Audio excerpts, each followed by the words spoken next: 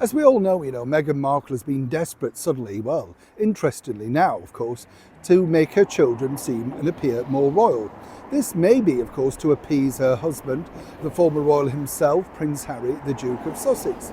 And what's interesting, I find, about these particular stories, don't know about you chums, is the fact that, well, clearly, if you disliked a period in your life so much, and it was that bad, and, your life was in peril, you felt that you wanted to end it all, why suddenly do you want to go back doing the things that apparently, well, it was so bad? Well, it's obvious, isn't it? It's one thing. Monetization, making sure that you get the full maximum impact after, of course, the engagement, which was an orchestrated reality, and of course that wonderful royal wedding that we all paid heavily for. But apparently Meghan, well, it wasn't really, it was a spectacle, wasn't it?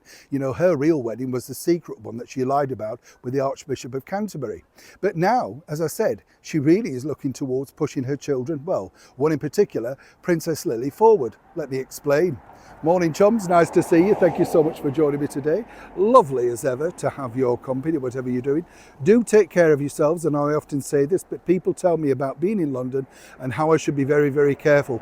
If you're coming to London, you should be careful, because I think it's like anywhere, if I went to your city, I'm looking around, aren't I, at your wonderful sights and get lost. I see so many people, chums, the minute they get out the tube at Westminster, they see Big Ben, because when you come up the stairs, you see it. It's marvellous, right?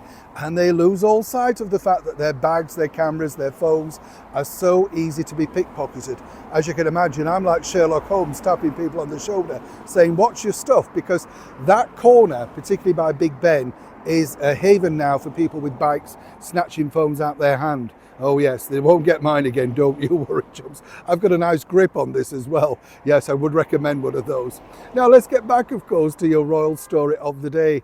Princess Lily had a 4th birthday, not that we couldn't really tell, of course. It was an all-out thing, wasn't it? Not only did Meghan decide to share, well, a very early appearance, some might say, via twerking, and then Disney, the cake, the rides, everything. Seemingly this girl, Harry's child, is, well, the sort of person that really, well, needs a lot of special attention. Poor Archie just got lumbered looking at nothing, didn't he, with his back to the camera.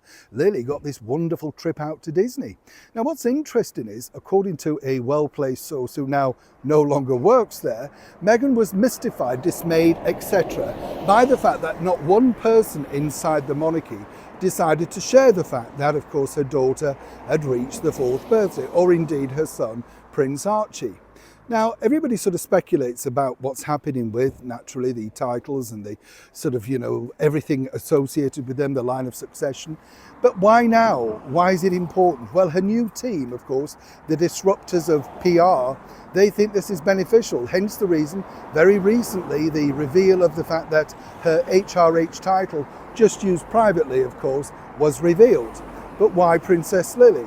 Now, according to a source, the real reason why Princess Lily is never acknowledged on social media sites by any senior members of the British monarchy, from the Prince and Princess of Wales to the Princess Royal, the King, the Queen, etc., is because they're non-working royals. The true story from an excellent source is simply this: they have no relationship at all with the child, and they would think it's rather, shall we say, disingenuous to sort of reach out to someone they don't know.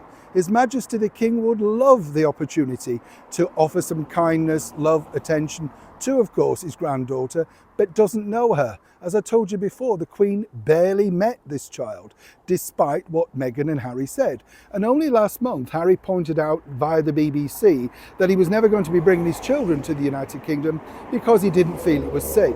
But suddenly now, Meghan and her new team think it's vital that her children, in her eyes at least, have the full royal acknowledgement, because according to the new team, that is the way forward. That's what the public will be interested in. And truly, that's the reason why we're seeing more and more of Lily. More marketable, more cute, and more importantly, the only one we've heard the voice of, even if she did sound like a Dalek from the 21st century.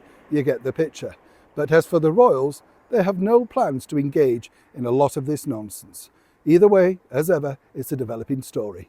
Neil Sean in the very heart of London.